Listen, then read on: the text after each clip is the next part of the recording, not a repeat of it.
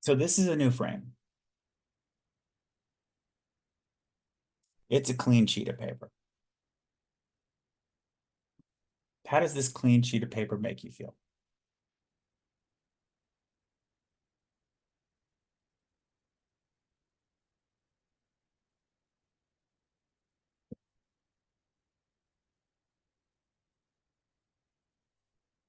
I'm using a new color to address different layers of abstraction about the concept of frame.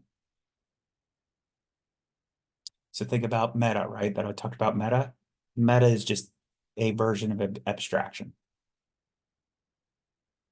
So white, that's layer one. We're actually still working within that layer.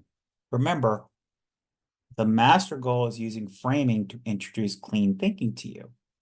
That's the master layer. In this layer, you were given the minimum definition of framing required. If you notice, the imagery is very human. This is important. You've been conditioned not to factor in the human experience. So when thinking about framing, once you start thinking about the multiple variables, like a frame captures what's seen in its perspective. Look at what that guy's doing right there. He's envisioning. So envisioning is part of seeing, vision, in vision. What do I see in my head? It's perspective. What perspective am I taking? What form do I put it in? Do I make a painting? Do I make it a poem? Do I write a document? Which impacts the perception of others. It codifies the essence of human experience, where time, significance, and context intersect. Each of those different times, the impulse between, or the timing between impulse and emotion and then behavior is very, very fast. How do you recognize those nanoseconds? And they make all the difference in the world. How would you look at all of these different paintings and all the paintings in the world in different forms? And that's just a two-dimensional medium. The medium that we deal with in real life is three dimensionals and it's virtual. So there's so much power here just in this framing. You were given clues. So these are the clues. Clue one, clue two, clue three, clue four. Think about these as cards, like just in your game. How do you just play your game? You were given a paradigm shift in approaches, two of them. This is engineering the experience that I try to create. So if you can walk me through like the start and stop and then how we would engineer it, and I can show you how we're trying to engineer the experience to make the emotive part so much easier, because you learn way more from the emotive part than you do in the thinking part. That's the key. You don't believe that yet. But if you practice it, you will, and you will realize what can be done when you engineer experiences. So I'm trying to create these things to accelerate your progress by purging out all of the explaining. I'm not explaining. I'm literally trying to remodule or architect this, because as I make notes, I'm taking notes about how would I frame a program? How would I frame this? How would I frame that? So I'm constantly working on framing. So if you think about the overall construct framing, how do we figure out what clean thinking is? And we have the layer, we stopped here. So we were at this stage. This is the steps or the sequence or each frame instruction. Think to do what? It's frame. When you flip multiple frames together, just like a movie, boom, boom, boom, they have motion. This is the process to go through to get an aha, what clean thinking is. I can't tell you what clean thinking is. We will arrive at it together by going through this process. Stop learning to know by thinking to do. So then the essence of clean thinking is to confront contradictions. So now guess what? That's sort of the whole idea. How do we frame out things to identify or see the contradictions? This whole session was painstakingly crafted, intentionally designed to be paradoxical. I mean, right from the get-go. Look at this. Stop. Again, how many times did you see the word stop and how many different forms? If you just took the word stop and saw how many different ways that I used it and what forms, are they consistent? Learning to know. Stop learning to know. By. How do I stop learning to do? Thinking. Fuck, what's thinking? Thinking to do? Don't people say you're not doing it because you're overthinking it? What a paradox. Bunch of paradoxes, right? Then we had this other one, muscle flexing for clean thinking. Muscles have to do with clean. It's a bunch of paradoxes. This is intentionally set up to be an enabling constraint. Just note that this is designed to do that because that's a game. It helps set up a game. The essence of clean thinking is to confront contradictions. Humans cannot absorb this concept through the lens of learning to know. In fact, that's why I've created these rules for overcoming complex challenges. Rule number 4, categorize, create comfort. So that's part of how are you going to get categories if you can't create an inventory? How are you going to create an inventory if you don't know how to create a frame? So that's why I'm starting with rule number 4 is framing is critically important and it's a big activating engine. If you look at it, this is about partway through the change cycle. What I try to do is concentrate on the linchpins and then disguise the linchpins so that people are like 3 or 4 ways, 3 or 4 steps over the bridge before we talk about the linchpin. That's not what we're doing here with you. I'm leading with the linchpin being framing. So look at clue 4, a frame captures what's seen. You cannot do both clean thinking and the concept of framing. You cannot do with without both. Fuck this up. You cannot allow for this to happen, this process described in this graphic here, unless you have extremely well set up frames and the ability to apply clean thinking. So the work required to stage things to get people to be able to react to it is massive. This is where most of the effort is. This is where the energy management kicks in. These are the steps that I need help with because this is incredibly time consuming. These are the things that are a lot easier and it's just like not a lot of work. So complex challenges are unlocked. They are not solved. They are unlocked. Let that blow your mind a little bit. By creating expertly developed enabling constraints. What is the foundational knowledge of enabling constraints? It's framing. Boom, right here. You know what else is framing? It's a plank. Framing is a plank.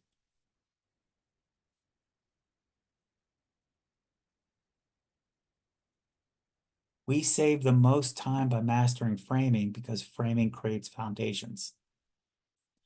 What we do is we convert the frame into a foundation. Convert what you experience through engagement, filtering through wisdom, learning from others, learning from mistakes.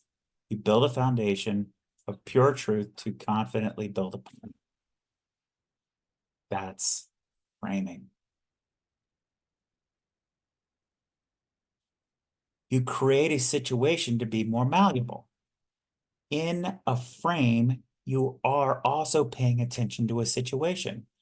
You recognize all humans are both logical and emotive. If I just bludgeon you on the logic, I know that because you have conditioned helplessness, you are going to be pedantic. You do not have training and expertise around what your biases are. And if I did call those biases, you probably will process them as negatives, like judgments, and they're not. Just like ignorance is the same as being thirsty. Biases are just a natural condition that your neuroplasticity creates based on responding around. So we can go back to the impulse action process there. It's a direct relationship to biases. What you want to be is more malleable. Malleable is valuable. We want to find ways to learn how to reduce rigidity of thinking to be more valuable. Every single interaction of everything example that I've given over and over and over again here of framing and framing and framing and framing, framing is a verb. It is mental flexibility. These are games that you can play, if you will, to increase your malleability and your neuroplasticity, which helps you move fast and move things from thinking to doing. Okay, so here's another layer. All of this, all of the things that I'm doing, I'm being super, super, super careful from shielding you from stinking thinking. What I'd love to be able to do is just go right frontal, frontal battle, be binary, black and white. That doesn't work. So I know that doesn't work. But what is a challenge is you have to recognize that you probably have some stinking thinking too. I can't keep beating around the bush. You have to take precautionary action. That's the concept of a hazmat suit. By the physical aspects of you mentally putting on a hazmat suit to protect yourself from that environment immediately put you in the zone to do meta thinking. I kid you not. This action alone gives you a completely different perspective. And it's because you have the ability to have empathy.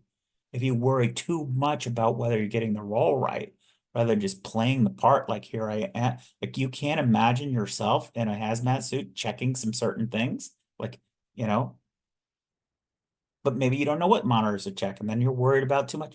It's an infinite loop of stinking thinking. We got to, corral it somewhere. So what I'm highlighting here is the reason that you are helpless isn't because of you. It's that you believe that having the answer is valuable. Not knowing something is therefore not valuable. Ignorance is not valuable. Ignorance is something that hopefully you're going to recognize that you're going to come up with multiple times, given the sheer infinite amount of possibilities that exist. So you are setting yourself up for a shitty future if you allow yourself to persist with this concept that ignorance is bad. It's what makes you sheeple. It's what makes you sheeple to the people who say, this is what you need to know. I'm going to tell you what you need to know. That's their power over you. Here's another layer. I explained exactly what happened. From what to what? Hey, there's another frame.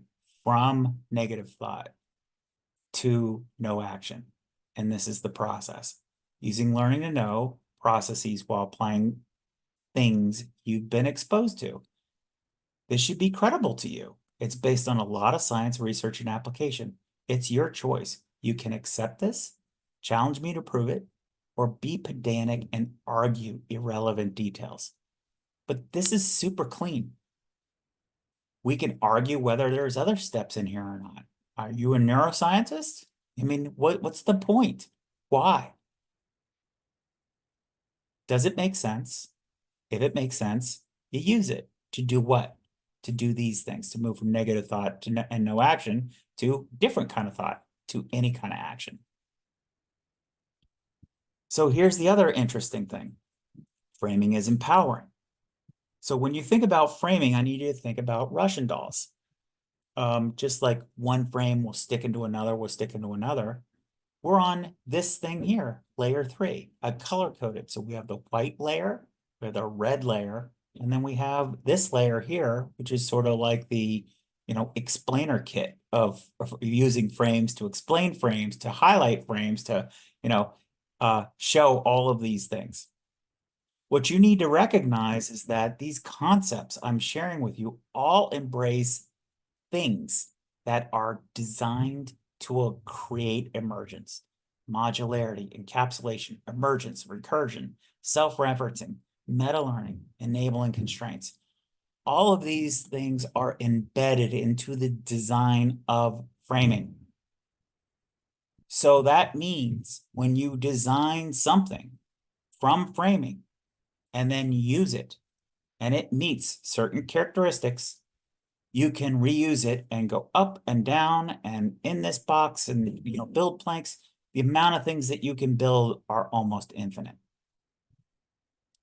Yes, framing is transformative. You cannot do transformation today without framing. You can't. You cannot build a bridge to where you want to go without a frame. It's just literally that simple. You have to first build the frame to get across. It might be a wire to walk across or a log. And then on top of that, this bridge gets more and more advanced. But you have to recognize you're over here, conditioned helpless to get over here. Learn resiliency is a big physical act. You have to build the bridges for it. You cannot do this without framing. Yes, framing requires building planks. You have to build the planks. So you build the frame and then you keep using the frame until you flesh it out and you can communicate it to other people. And the more you can communicate it to other people, the more confident you're going to be in the frame and other people can stand on that frame with you. Here's a frame for foundation, a frame for malleability, a frame for awareness, a frame for your narrative, a frame for your theme, a frame for engaging. Maybe you've been exposed to some of those before. Oh my goodness. Yes, each of these are frames. Each of these work within, so they're already well-structured frames that have been perfectly tweaked. Yes, I'm actually gonna redo this whole thing. So you are going to watch as I apply framing and clean thinking to redo the change canvas based on what I learned from your experiences. If you help me with this, this will accelerate, which is what these other things are doing. So we're still here, layer 3, this layer. What I'm doing in this layer is demonstrating for you the other side, the engage, the get it done, the narrative. To overcome layer 2, where you are, to help show how clean thinking works. So I'm over here in layer 3, highlighting what cool things are on this side if you can just put the hazmat suit on over here on this side, and let's concentrate on building foundations over here. In between, if we keep interacting and building the canvas together, is a way to make that activated. So let's start out with our clues. Do they still apply? So there's the little baby step. Start learning to know by thinking to do, muscle flexing for clean thinking. Yes, we're thinking to do as long as you are engaging and not absorbing it. Clue 2, do what? Do framing to help you see the perspectives in different forms to impact your perspective. Clue 3, clean thinking for what? to create the aha about what clean thinking can do, but that you have to envision it differently. Clue 4. A frame captures what's seen, its perspective, and its form, which impacts perception. What frame? The simple first principle framing. You've got a lot of examples here, so then we're going to keep doing it. Oops. So let's start framing. Framing what? Let's apply framing to layer to see what we come up with. What to this layer? What should we frame? What about stinking thinking? Let's frame stinking thinking. So let's allow, I think I'm going to pause here.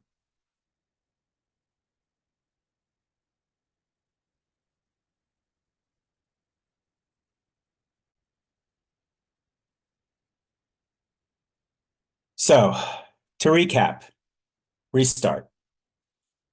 We're in level 3.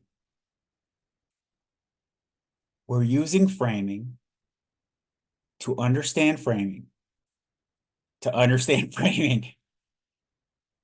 to frame out stinking thinking. So I know that sounds super meta. I know it sounds recursive.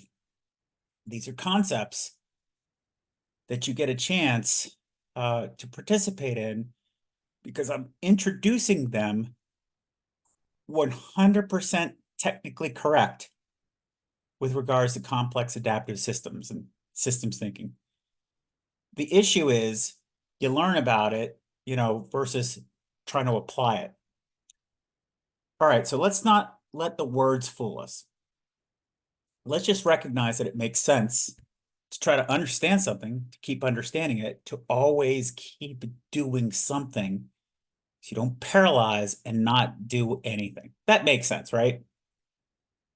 So in terms of this sort of concept of a hazmat suit, let's apply framing to layer 3. This layer, what color would you call this? What should we frame? What if we framed stinking thinking? In other words, could we create a frame to help you manage stinking thinking? So what do we know? So we already have laid out this particular sequence. Impulse, emotion, thought, expectation, emotion, thought, behavior. Because emotions are energy in motion. So does this work? If it works for you, then how much more do we need to explain? How much information needs to be explained? Now, obviously, this is a give and take. This is an opportunity for you to, give me feedback. How much explanation do you need? Do you need an explanation, a write-up of what an impulse is, and the difference between an impulse and an emotion and a thought and an expectation and emotion? At any rate, that's for you to engage with me on the court to make this better so that I can iterate on it.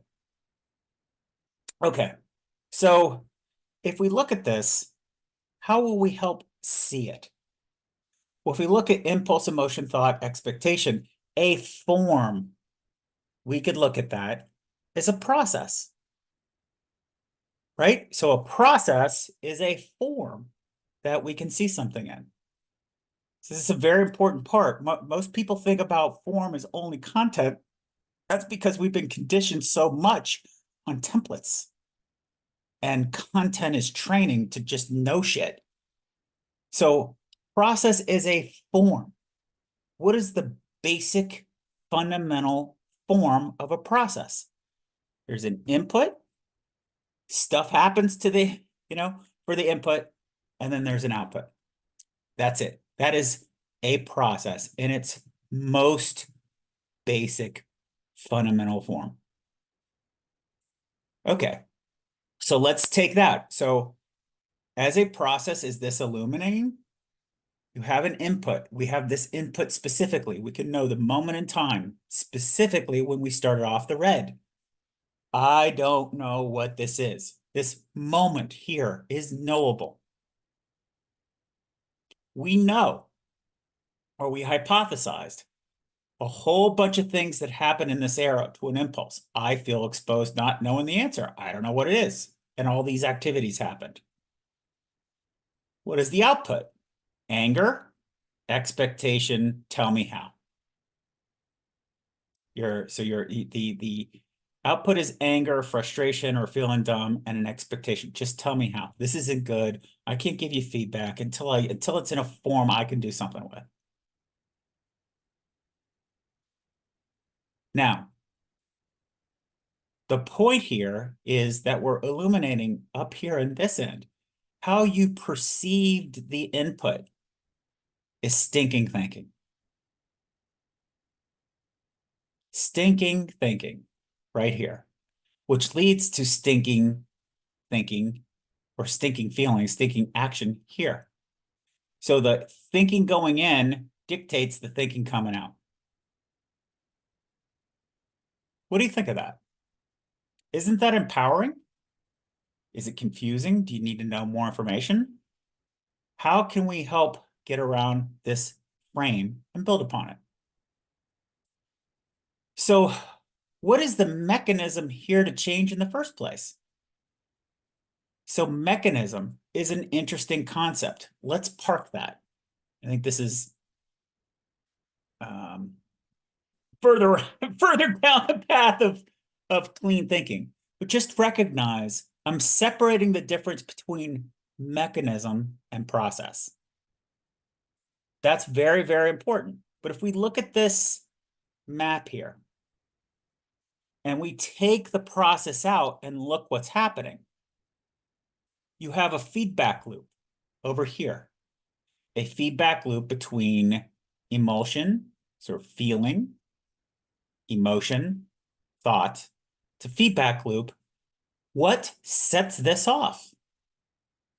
But an expectation. So we've already covered that in our introduction.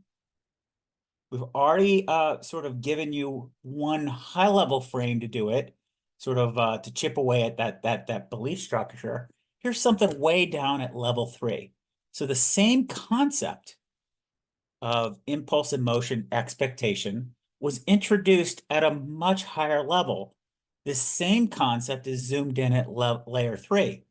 And when you combine the different layers of it, it starts to become incredibly powerful.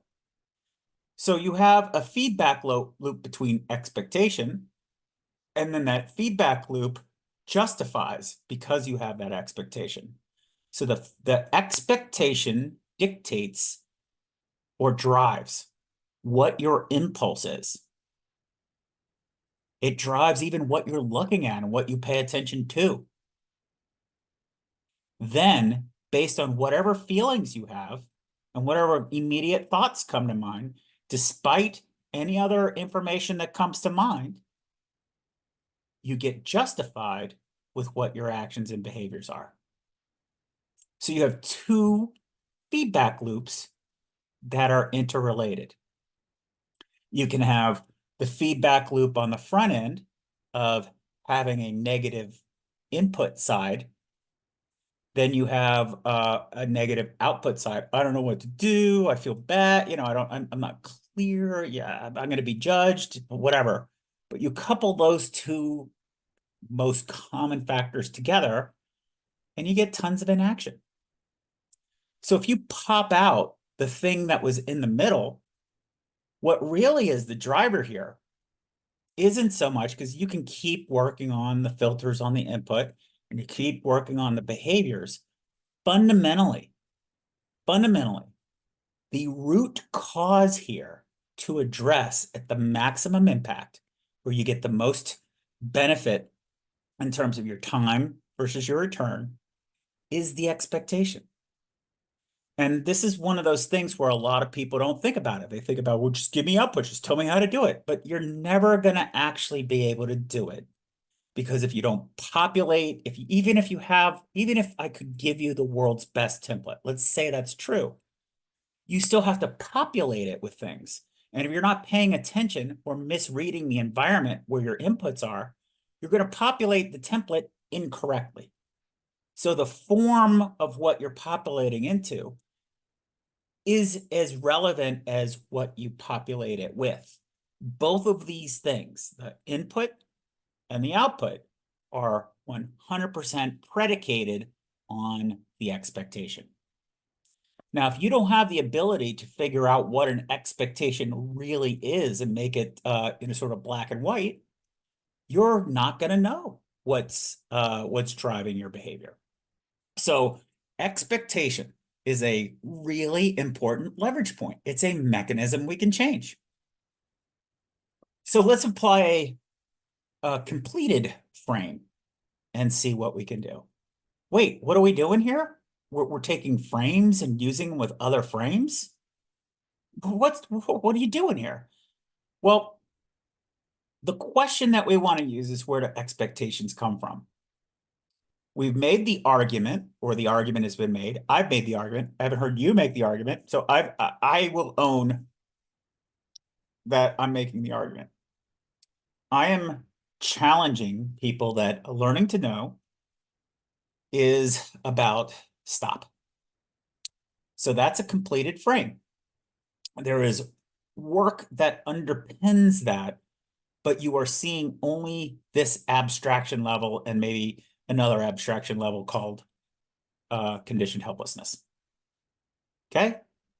So we have the process perspective down below. Hey, that's a word, right? Perspective. So we're seeing, by framing, we're seeing something completely different that we can attack. We're seeing a process. An input goes through impulse, mention, blah, blah, blah. And expectation is a leverage point or a mechanism to attack. So now the question is, hey, if we want to attack expectations, where does this expectation come from?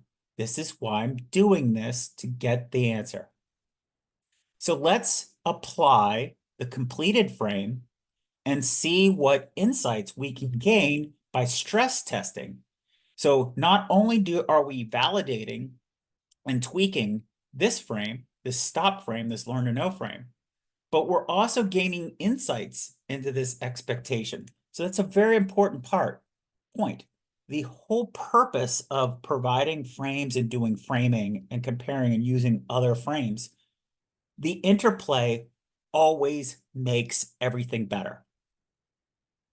It always makes everything better. So, can we confirm you expected a standardized form of learning in terms of sequence, style, look, and feel for you to absorb? I think we can say, yeah, that's true. If you're down here in this impulse, if you can go back to, recalling what you felt in that moment when you were in a red layer, and we're in this other layer of abstraction, and we're actually diagnosing it. I think that's fair. What you think that's fair? Is it that what most people expect? Okay, so then another expectation. Can we confirm that you expected a template description of what to do to get the answer? The answer, I need to know what this is, what clean thinking is, so that I can move forward. Don't you think that that's expected? What's the answer? What's the thing? Tell me what to do. I need to know what to do. I need to know how to do it. Do you recognize or accept that a templated description or some sort of template and just fill in counts as doing? I think yes. So boom, templated works. So can we create conclusions? Thus, knowing the answer doesn't lead to action. So if we say, 1, there's a standardized approach, and 2, a templated response, can we confirm then that trying to know the answer creates no output? How could you, if this is your expectation and you're focusing on what to create, how in the world are you going to possibly be paying attention to these other things? If you're only focused on the content and whether you're filling it out the form correctly, how are you gaining the insights involved with all of the other things associated with action? Filling out a form is not taking action. Helping somebody to do something is taking an action. By the way, customers have to go through these same things. They have expectations, etc. Part of the technique of persuasion is to help people uncover expectations, blah, blah, blah. So, thus, knowing the answer doesn't lead to action. Boom, boom, boom. So what happened? No action. So now we need to figure out why no action. By the way, see these clues here? So what do we do now? This is another inquiry. Why no action? Where would we start? So where we are at the same moment in the same pattern. What do I mean? We're doing the inquiry. I don't know what it is. I don't know how to start. But instead of, so we have two choices here. We can, I don't know, tell me the answer, and then we've repeated the same cycle. Conditioned helplessness, no, just tell me the answer, and boom, guess what? No action. So we've repeated the cycle of no action by not addressing this point. So in order to pay attention, we're looking at this baby step right now that we're in, which is the combination of applying the inquiry to the situation. So, or to the moment. So the situation, the moment, the scene, if you will, we're here literally repeating the exact same pattern. We're thinking to do. The question on hand is why no action? Literally, you couldn't get more specific to think. Why is thinking. To do, why no action, why no to do. So it's that simple. So the question then is, let's assume ignorance that we don't know why no action was taken. So instead of making that I need to know the answer, we should change that perspective and embrace the ignorance and be curious. So we are working with, in this zone, in the impulses, I feel exposed for not knowing. So we have to change this mindset and we have to change the whole process. And by creating the experience where people just provide what their impulses were in a very fun way, you not only mitigate it for one person, but we could inoculate the stinking thinking of an entire community. There are many, many, many reasons why that happens, why it's true. If you want to read ahead forward, look into what contagion, how contagion, the concept contagion works in feedback loops and complex adaptive systems, or look at mirror neurons in humans. Either way, we'll get to the amazing, fascinating details that you could get into these little micro moments. But what we're saying right now is let's just change this impulse. So instead of, what if your intuition was different? There's that word again. And there's an interesting word, intuition. Hey, when you do something, you use muscles, right? What if you were to allow yourself to think intuition is a muscle? Maybe one you haven't, exercised before, but if we use that and we switch our intuition or recognize that maybe our intuition is going to be negative. I don't know this. I don't know that. I don't know this. I don't know this. And then we have to do a lot of work to overcome the stinking thinking, which is what we're building the frame for. What if we just switched one thing? I feel empowered that I'm about to learn something that I didn't know. What if we change that? Would the next would the next emotion be fear? Or would it be anticipatory, fun, inquisitive, explorative, energizing? What would be next?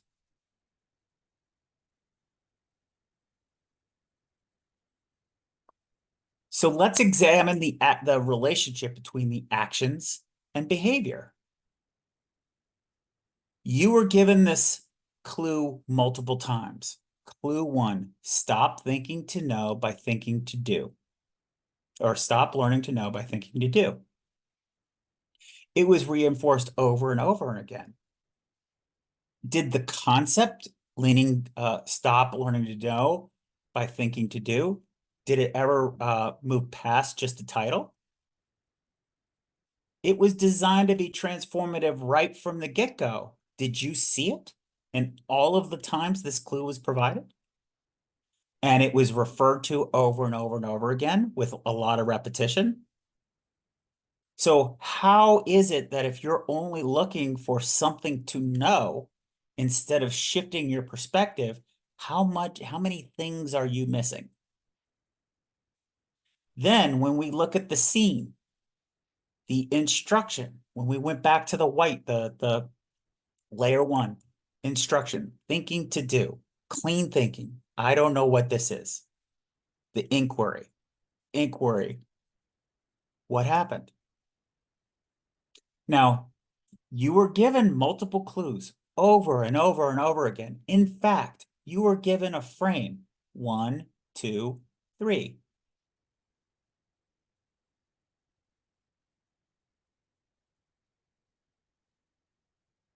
There ain't no reason to complicate it. It's as simple as SIMPLE.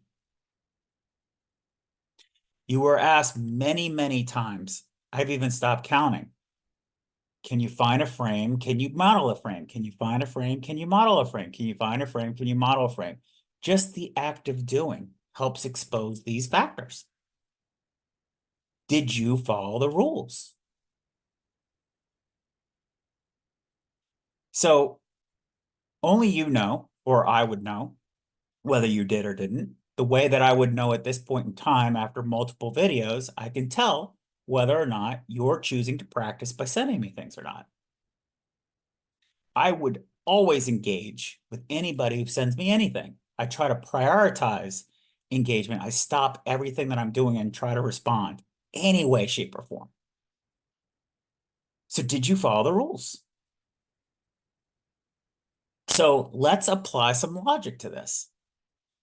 Forget about whether or not you're in control of your behaviors, and you're probably not, because you probably don't know the difference between feelings and emotions and, thinking and all that other stuff.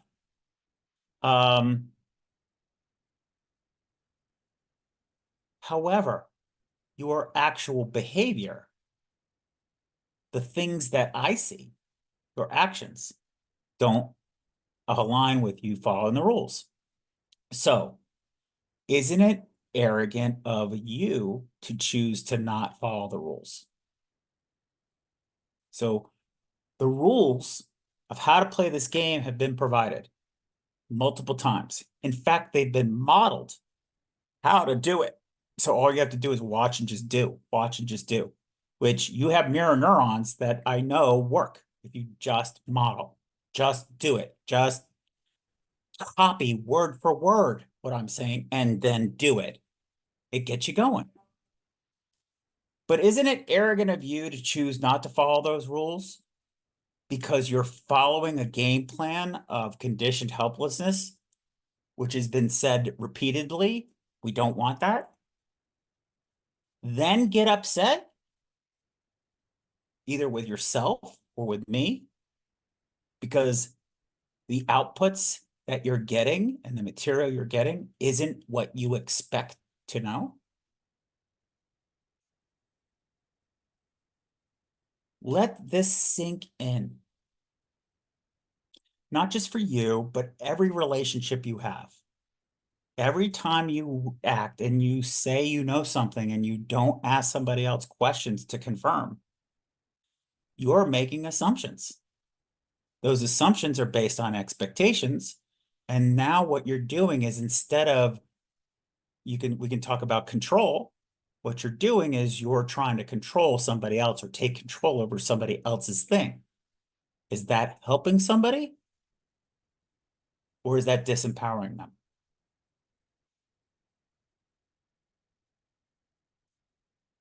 So let's apply these things back to our frame to see what we see. Can we confirm you expected the material provided to comply or obey your expectations? I expect this. I should see that. I don't see that. Therefore, what? So expectations impose obedience. The only way for expectations to be in compliance is for me to obey you. That's what conditioned helplessness is. It's a perpetual notion of obey. Obey what I expect. I expect you, Mr. Customer, to tell me X, Y, and Z. But if they tell you not in the format, the salesperson cannot hear it, even though the customer's trying like hell to tell them. Same thing. It becomes conditioned helplessness. And the more expectation, I need to do it this way. I did it wrong. I need to learn a different way. I did it wrong. I need to do it a different way, rather than leaning into, why don't I learn about humans? How do I learn about modeling? How do I learn about clean thinking? How do I learn about these other things? How do I get curious to make sure that what I know, I actually know it? Why don't I take standards things and apply simple litmus tests like I'm doing here? So obedient. Not only are you forced to be obedient, you are expecting other people to be obedient of you. Can we confirm you expected to argue any new idea or words that did not comply with your beliefs about learning? So if I were to introduce these kinds of concepts, how long has it been? How many times have I repeated over and over? Standard template, stop, hero, stop, hero, stop, hero, stop, hero, stop, hero, stop, hero. If I say something like, this is a belief, no, my beliefs are this, or I know my beliefs. How do you know? We're never going to get anywhere. You're not going to get anywhere with anybody else either. To move past the ambiguity that exists, if you don't have the ability to get out of the weeds, out of the head in the sand and being pedantic and arguing over words and learning how to understand what the underlying meaning is.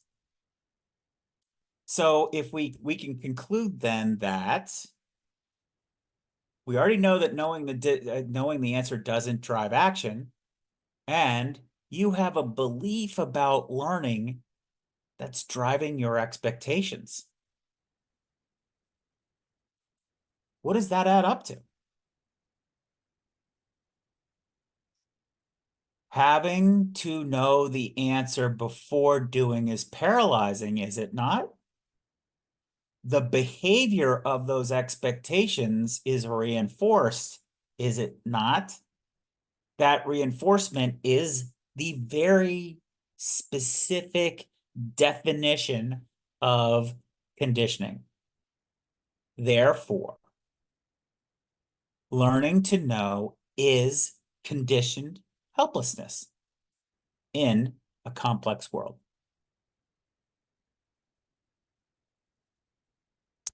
Let that sink in. Thus, what you believe matters.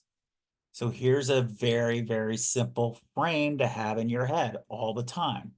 Beliefs drive expectations. which drives the thinking. The inputs are the environment that you're in, so what you choose to pay attention to and what you surround yourself with. The outputs are the actions. If you want to make the inputs and outputs increase and be better, well, you look at this thinking process and then the environment that you're in and what inputs you are. In order to do that, you need to look at the self-limiting thoughts, which are expectations, and your expectations come with beliefs. How do you know what to believe and what a belief is? How do you know what to believe in? That's a tough thought, right? So, yeah, this is a frame. The reason I ask those questions is that I want to have this in the back of your mind. It's a frame. You are going to use this frame. We're just not going to concentrate on this frame right now. But I did set up something for foreshadowing in the future, so hopefully it'd be like an echo question. Not one that you have to get the answer for right now. Just be like, what is the relationship for me personally between beliefs and expectations? How many expectations do I really have? How would I go about letting go of an expectation? What happens then? If I don't have an expectation, how do I judge whether it goes well or not? Maybe I should be judging on whether I'm getting the information I need to drive the actions that I need, not to accumulate information or have some other person comply with the behavior I expect of them. So the reason that kind of thinking we're not ready for yet, but I just wanted to plot that out there to apply to show you how many different layers of first principles thinking we're applying. Yes, I know we're kind of trying to ease our way into clean thinking, right? But clean thinking is foundational to build on other things. I don't want you to think, oh, now I'm clean thinking, now I got this, right? But going back to it, why we need to humanize you for you. The reason that's not the framework I want you to be thinking about is that you haven't thought of yourself as a frame. A human, not each of you individually. I'm not asking you to worry about your individual thoughts and beliefs and do all this journaling or psychoanalytic crap. I'm asking you just to consider that you're a human being.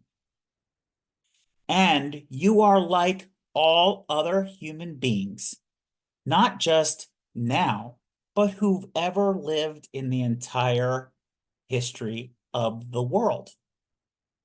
Your brain functions identically as it did 200 years ago, as it did 500 years ago, as it did 1,500 years ago, as it did 5,000 years ago, as it did 120,000 years ago.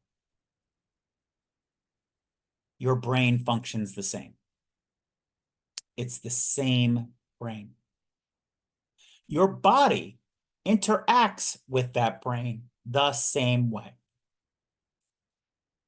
You are foolish to believe that you can think and learn things and know things and not rationalize it with how you feel and what your emotions are. Your emotions drive your actions. That's why they're called energy in motions. Your feelings isn't the touchy-feely thing. It's this gap between the physical receptors that you get and an emotion. What is it? So it's like this weird zone between a thought and a belief. Does every thought that goes through your head real? No. Some of them are subconscious concepts that you've either stuffed down or missed their mark or you're just not paying attention to. But many other humans, for most of the time, have paid a lot of attention to dreams and thoughts like that. Those are all different things to be interpreted. There are so many different ways that your body can communicate with other people. Just your body just trying to communicate with yourself. So if you want to get over the fact that, oh my God, I don't know that, I got to have the answer, are you even playing the right game? So in this model, a process model saying, hey, here's the human, and you have inputs, the stimuli you're getting is huge. The amount of stimuli that your body is processing in multiple forms and multiple classes is outrageous. The facts are most of the outputs that you do are on autopilot. So most of your behavior is on autopilot. And that's why making sure you understand the relationship between thoughts and beliefs is so important. It's this simple. If you try to make it more complicated than this, you try to study brain chemistry right now, or I need to know this about an emotion or a feeling, you are just not listening. Don't do that. Just, just consider this one idea. You are a frame. You have inputs and outputs. The variety, the total number of inputs that you receive, they're not just in your emails. They're your environmental factors. They're your alerts. They're what your friends say. All of those things are stimuli. They're noises that you don't even hear. Your body's processing, changing around, restructuring your brain. All of these things are happening. It's amazing. Your outputs, if you just pay attention, like just try to pay attention to how many times you sit up and sit down. Like try to make a conscious effort in one day to sit up or to stand up from your desk 10 times and count it. It's incredibly difficult thing to do. I still have trouble doing that one little thing.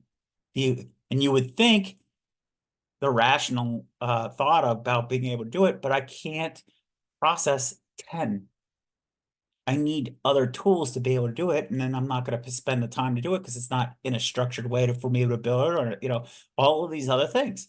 Just the ability for me to track whether I can stand up and count how many times I stood up, I can't do it.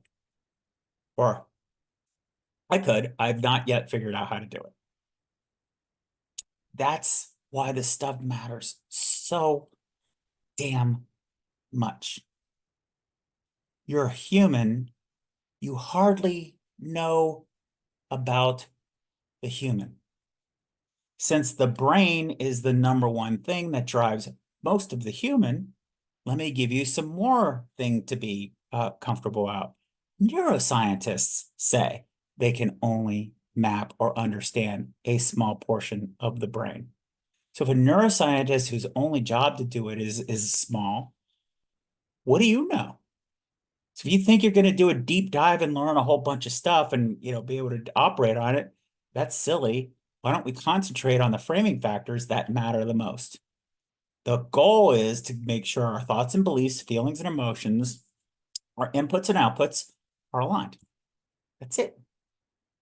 We can use frames to be able to do it. The process of going through framing helps you see these connections, but you have to do it. You have to make slides. You have to draw it out, and you have to share it with other people because that helps you understand it more.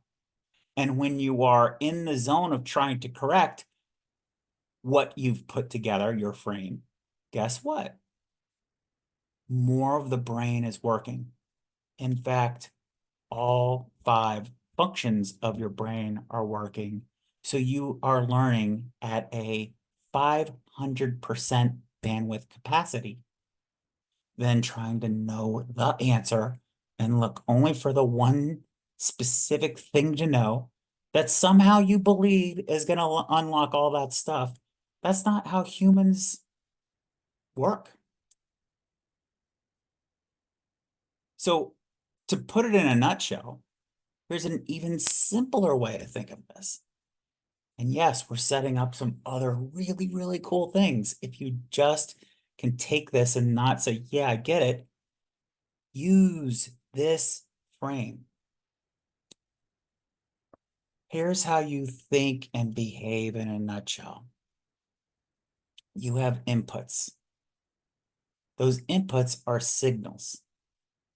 You encode those signals to be processed, and they're filtered through a belief.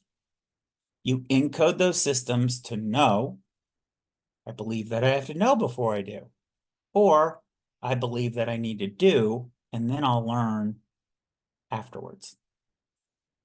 Based on that belief, there's an interplay between encoding and decoding. Learning to know does not connect the dots between the encoding and the decoding process, whereas learning to do does. So it allows this interplay in between to work as a connecting point or a mechanism to help unleash those things. Now, if you use this model, there are many, many, many things we can build on top of it. Because like all frames and anything that I share with you, they have been designed for modularity, layered and reuse. So if you learn these basics, encode, interplay, decode, action, and you contemplate, how do I encode inputs? How do I put a filter in between the input and how I'm encoding it today? Impulse red versus impulse green. And I make things, these binary connections, red, green, 1, 0, yes, no, choice, one choice versus the other choice. You start to see the connections about why choices and making bets and thinking through how to make them happen is so important. So let's frame that picture of how you work, and then zooming in just to your head, into a form that might change our or your perception. An input. How do I encode the input? Through the impulse, the emotion, and the thought. So what tool or what mechanism can I create for myself to make sure that I encode the inputs one way? Well, one is very simple. How do I ask the question? If somebody asks me a question, I'm going to restate that question, so that shows listening, but I'm going to reframe the question so that I can do something with it. The question is what you're responding to. If you ask an open-ended question, or if you have a question that's predicated on knowing something, you've created circular logic in this little system. So framing just a question helps you encode. Framing this helps you, the whole frame here helps encode. Help you encode. The other thing then is it helps you start to become curious about expectations. You can start to be curious instead of trying to worry about your thoughts and your feelings, or just worry about your interplay between encoding and decoding. Why did I have this conversation one day with somebody that I was excited about? Why the next day do I not remember it, or why haven't I done anything with it? Instead of being judgmental of yourself, be curious. Ask yourself first, instead of judging yourself, why don't you be curious about what expectations do you have? Expectations are a terrible thing. They can spin out of control.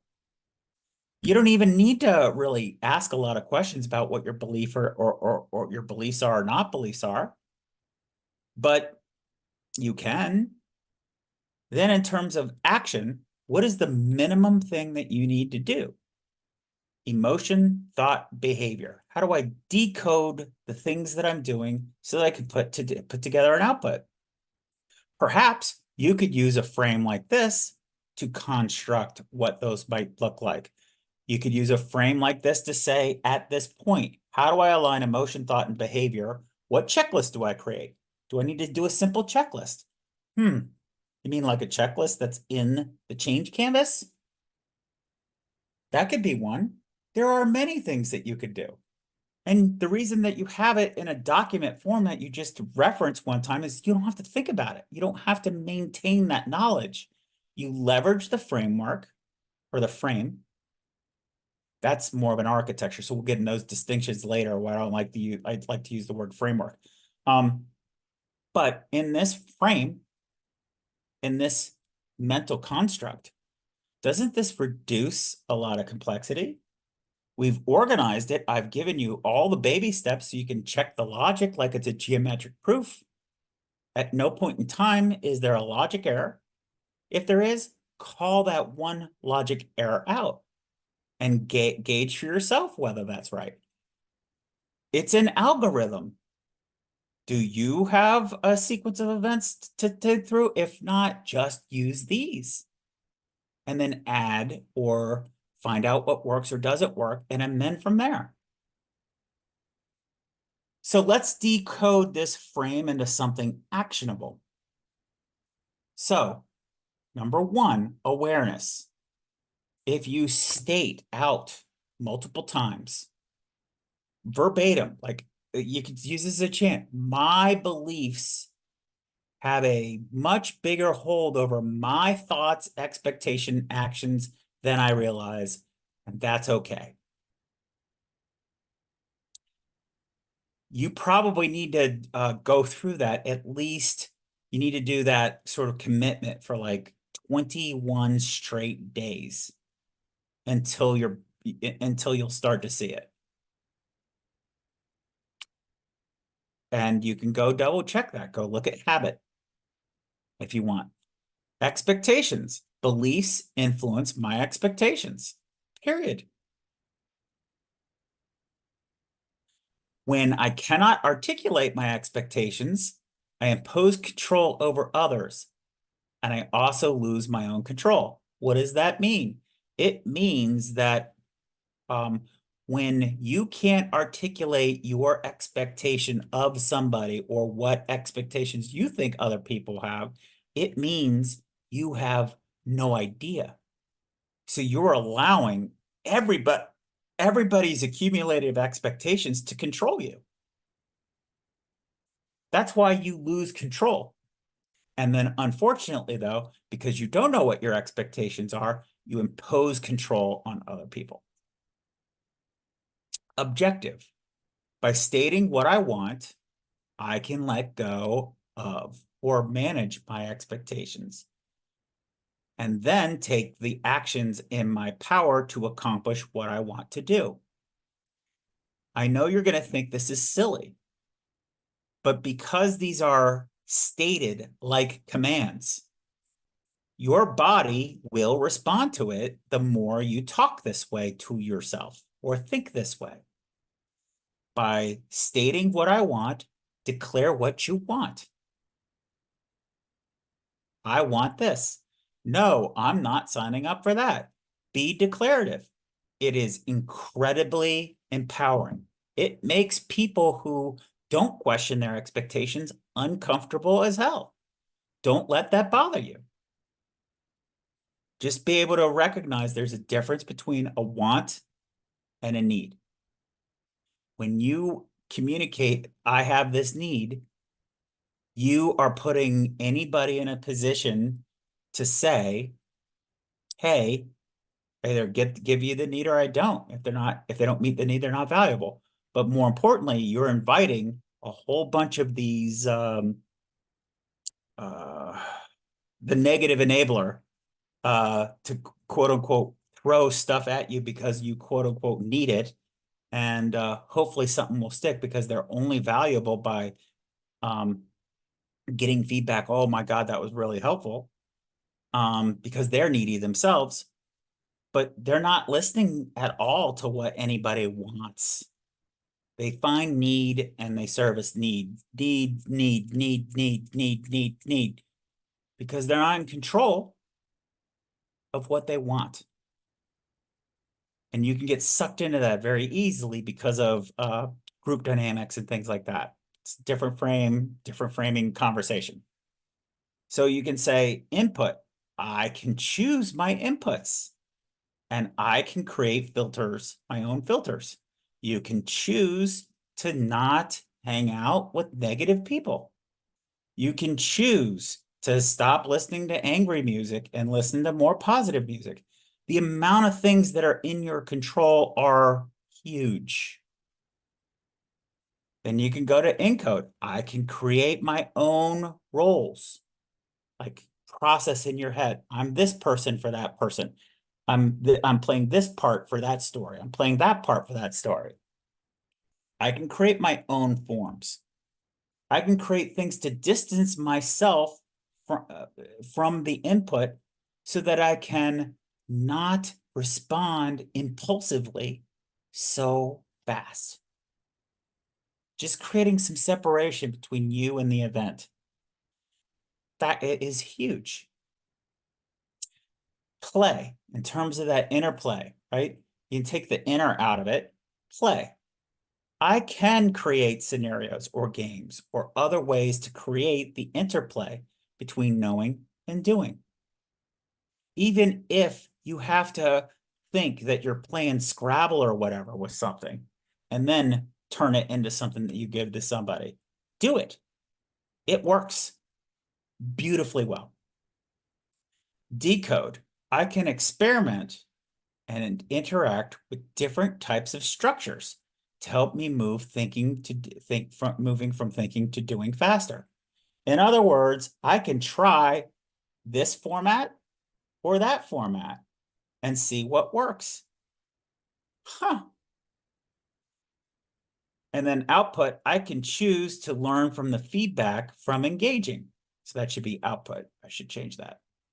These are really hard to, draw and put together. So let's get ready to apply all of these things back to our tier 2 mindset. So we went, if you recall, we went tier 1, then we zoomed into tier 2, and then we zoomed back down to tier 3. Now we're popping back up. So reorient, mindset. What if I have conditioned helplessness? If you do, it's not your fault. And I'm not going to get out of it unless I stop doing it. Isn't that the epitome of truth? So what I have to do is I have to choose to stop expecting standardized template obedient pedantic behaviors. I have to recognize that I have stinking thinking there. So that I can do what? I can go, stop or go, hit the gas, put the brakes on. I can stop learning to know by thinking to do, which is literally what you're doing right here. So if you're walking through this thinking and saying these things out loud, you're literally starting the process of thinking by doing. Even if you're literally just parroting what I'm doing, you're still doing something. That's the beauty of this. It's this easy. Validate. Tier 2, apply reason. Ask yourself to give you confidence. Did I apply rigor here? To allow myself to believe the possibility I may have stinking thinking? I'm not even asking you to acknowledge that you do have it. I'm just asking you to say, did you apply enough rigor that you may believe it instead of that you're taking rhetoric, that there's clear evidence? The evidence being, here's a process perspective. Hey, we completed this frame. Knowing the answer doesn't drive action, right? You have a belief about learning, driving your expectations, right? Well, Is it possible that you have stinking thinking? And is it possible, if you've already installed the mindset over here, that you may have conditioned helplessness? Is it possible that the stinking thinking isn't directly related to you? It's a byproduct of what you believe, and that you haven't done the work to take inventory of what your expectations are, or what they are, or what kind of dirt is in there. So let's also get ready to apply, synthesize. Is this idea simple? A hazmat suit does what? It protects you from dangerous environments. A dangerous environment, have you ever been to a landfill? It stinks, doesn't it? Wouldn't you want, if you had to work in that all day, wouldn't you want a hazmat suit to protect you from that and all the other poisons associated with it? So why in the world would you walk around not putting the hazmats on and not wearing protection? Is the hazmat suit not a perfect metaphor to protect me from stinking thinking?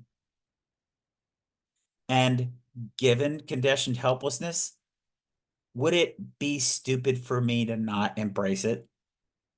Meaning, if I have this conditioned belief that I'm not really sure I know all of the factors and I haven't been able to isolate all of the expectations, shouldn't I then, for myself and everybody around, just create some sort of hazmat suit metaphor?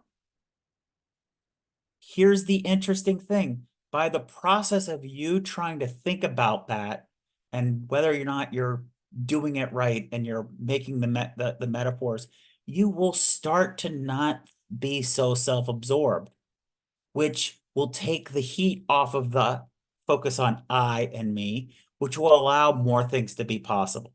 And you'll start to see more and see more and see more. Pretty soon you're going to be ready to be confident to put your hero cert on. But right now, you need to just do this one activity to be able to create some derivativeness, some meta aspect to allow you to look at a situation that you're in without referencing the self and letting all your emotions get in the way.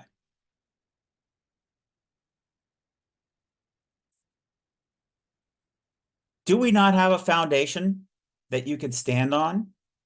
This new frame helps me see something I didn't see. And if I keep it simple, I can use it.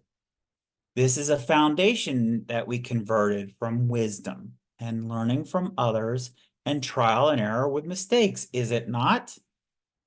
Doesn't this serve as a foundation or a plank? Isn't this plank one?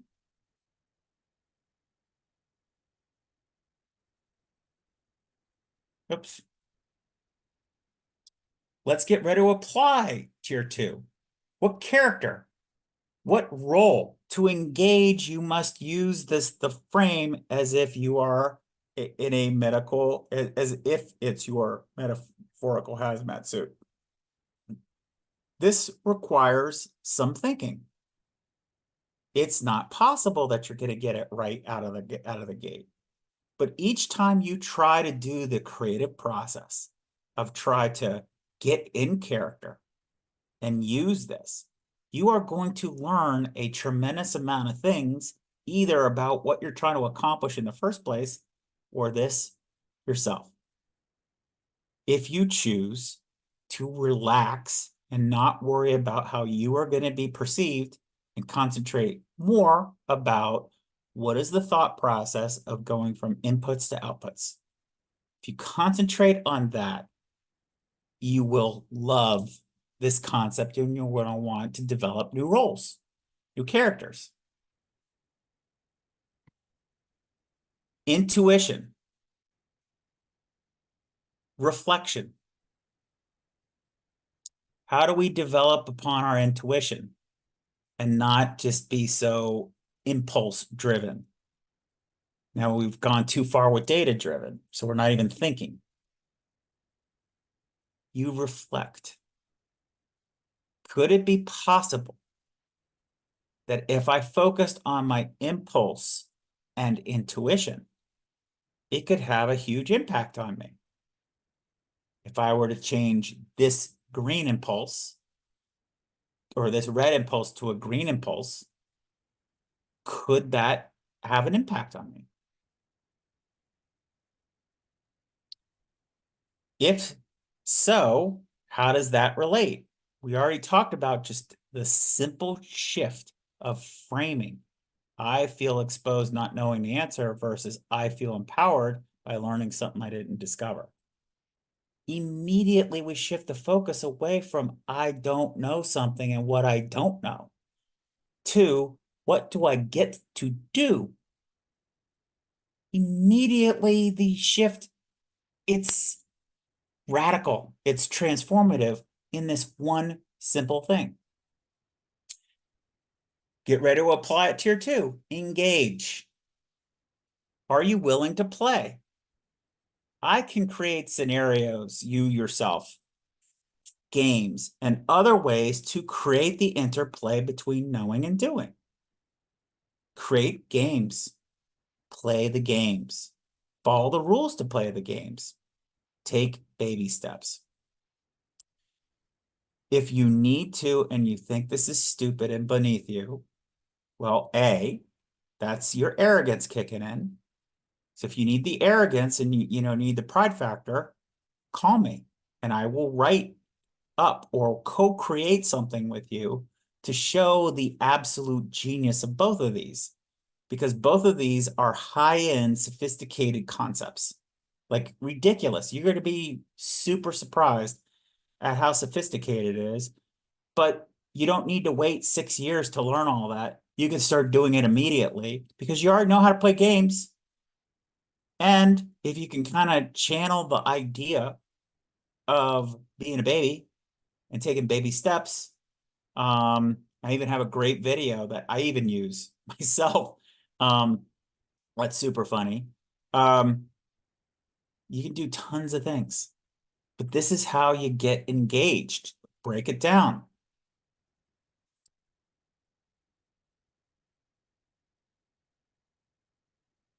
So going back and doing a new take, that should be a new take.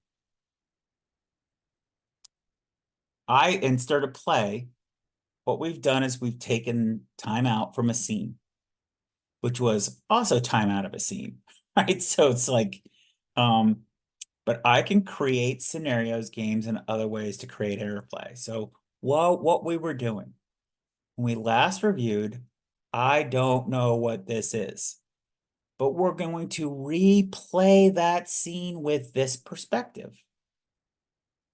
We do tier 2 all over again.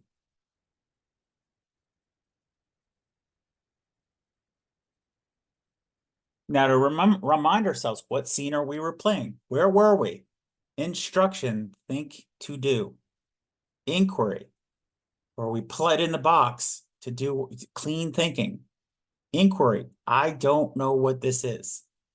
Okay, that's what scene we were going back into. Okay, we did a lot of framing, didn't we? So before we go back from layer gray, clicking back up to layer 2, what have we reviewed? We've reviewed the concepts are layered. Framing is layered. We've reviewed that it's all about putting boxes around things. We've reviewed framing is framing is framing is framing is framing is framing is framing is framing is framing. It is the exercises, the practice that if you've been engaging, you have been practicing and applying clean thinking. Now, that doesn't mean there's other factors that you need to know about clean thinking, but that's really a big deal when if you have been engaging with me, literally just using the lines out loud and saying it, you have been applying clean thinking. If you've been listening to this, quick speed to take notes, yeah, I get it, I get it, I get it, all that stuff, you haven't been. You've just been learning to know. But let's assume that you have been. It's transformative. You cannot build a bridge from something to something without a frame. Framing is transformative. I hope you can see, because it's about finding the most simplest, tiniest, small things to do, and then figuring out a strategy to get people to do this simple thing, which they will not, because they're arrogant, or they take ignorance and turn it into negative, to shame, which makes them arrogant, and then they're not listening even though they think they are.